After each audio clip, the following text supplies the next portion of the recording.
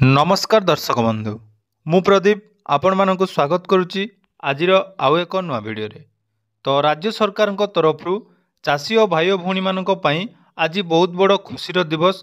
कारण देखंतु पश्चिम ओडिशार जो गणपर्व नुआखाई अवसर में समस्त को राज्य सरकार तरफ सीएम किसान योजना रे 2000 टंका सरकार आज संध्या सुधा आपण मानक बैंक अकाउंट को पठेवा जाउचंती।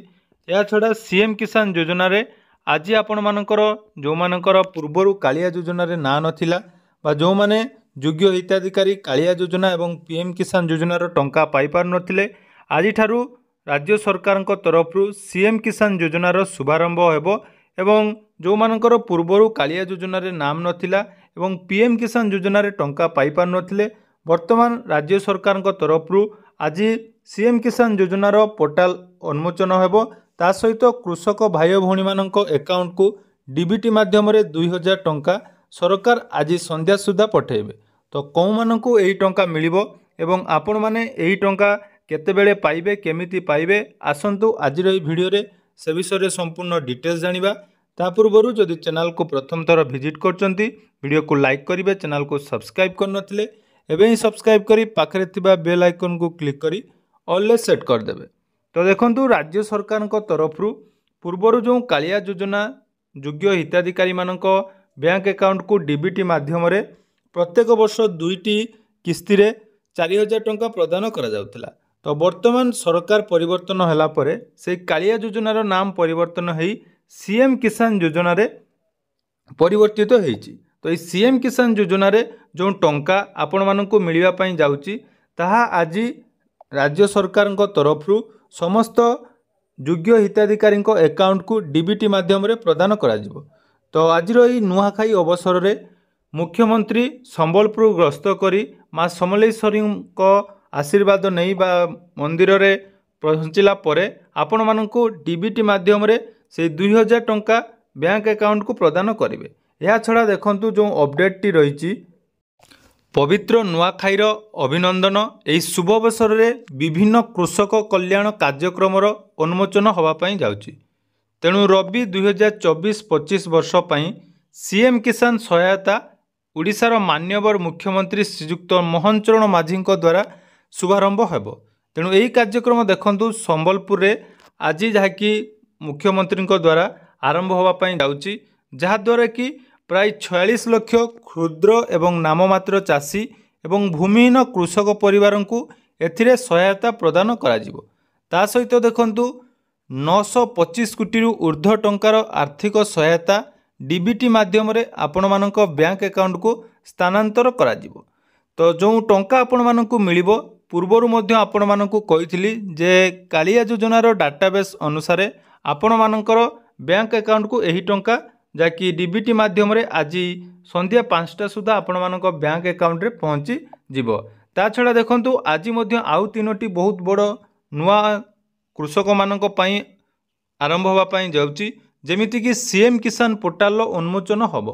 अर्थात सीएम किसान और पीएम किसान योजना रे नूतन हिताधिकारी पंजीकरण पई नूतन पोर्टाल उन्मोचन करा जिवो। अर्थात पूर्वर जो माने पीएम किसान ले मध्य टंका पाउनथिले बारंबार आवेदन कला परे मध्य तांकर रिजेक्ट हो जाउतिला बा कोनोसी कारणरू तांकर जो एप्रुवाल मिलु नथिला। वर्तमान सरकार तरफ सीएम किसान लो नवा पोर्टाल उन्मोचन हला परे उभय सीएम किसान एवं पीएम किसान पई आपण माने नुआ पंजीकरण करि परिबे। ता छडा देखंतु पीएम किसान योजनार स्वतंत्र अभियान अर्थात पीएम किसान योजनार स्वतंत्र पदक्षेप रे आगामी 2 मास पर्यंत समस्त योग्य हिताधिकारी को अंतर्भुक्त प्रक्रिया आरंभ होब। तो जो माने पीएम किसान ले मध्य योग्य हिताधिकारी थिले बा कोनोसी कारणरू तांको टंका मिलु नथिला वर्तमान 2 मास पर्यंत एक स्वतंत्र अभियान आरंभ होब, जहा द्वारा कि समस्त केमिति पीएम किसान योजनार टंका पाई परिबे से नहीं सरकार जहाँकि बड़ पदक्षेप निया जिवो। एवं आउ गुटे देखंतु कृषक ओडिशा यूनिफाइड पोर्टाल मध्य उन्मोचन होब। अर्थात पूर्वर जो कृषक ओडिशा आपण मानकर थिला से कृषक ओडिशा यूनिफाइड पोर्टाल पुणी थरे आउ गुटे नुआ आरंभ होगा पई जाउची, जहा द्वारा कि एही कृषक ओडिशा यूनिफाइड पोर्टाल माध्यम रे चाषी माने गुटिए स्थान रे विभिन्न कृषि एवं आनुषंगिक विभाग संबंधी योजना रे आवेदन करें। तेणु आज तीनोटी बड़ खबर जहाँकि कृषक मानी आसवाई जाऊँगी जहाद्वारा ओडिशार थिबा समस्त चाषी और भाई भौणी मैंने आग को विभिन्न प्रकार सुविधा पाइपर।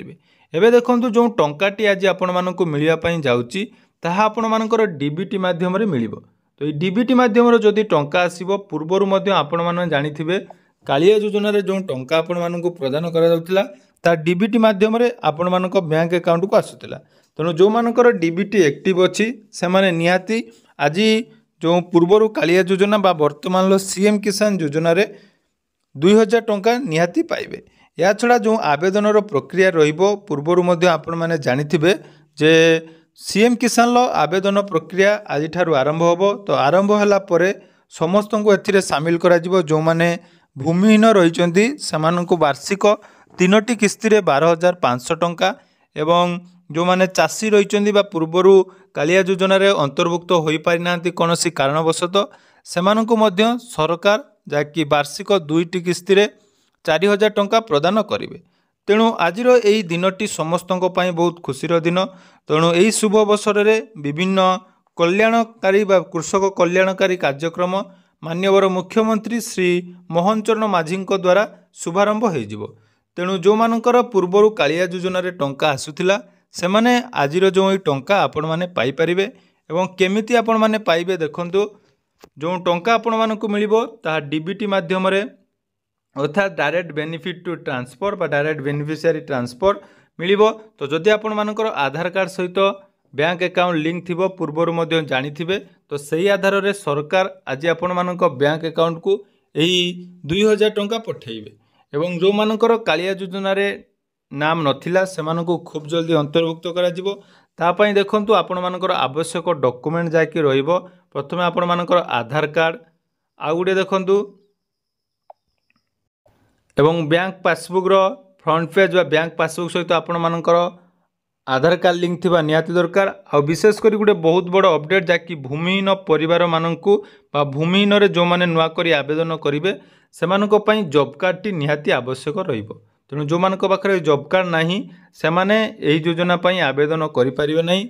तो आज जेतेबेले पोर्टाल उन्मोचन हबो पोर्टाल उन्मोचन हला परे केमिति आवेदन हबो केपरि हबो से विषय रे आपण मानकु संपूर्ण डिटेल्स तथ्य आम चैनल माध्यम रे पाई परिबे। तेणु वीडियो जदि भल लागिछि वीडियो को लाइक करबा सहित आम चैनल को प्रथम थर विजिट करथिले सब्सक्राइब करिवे एवं तळे आम टेलीग्राम चैनल लिंक रहिछि। तो टेलीग्राम चैनल ले जॉइन हुंतु आपण मानकर सीएम किसान योजना आगो को केमिति आवेदन करि परिबे से विषय रे मध्य संपूर्ण डिटेल्स आम चैनल माध्यम रे पाई परिबे। धन्यवाद।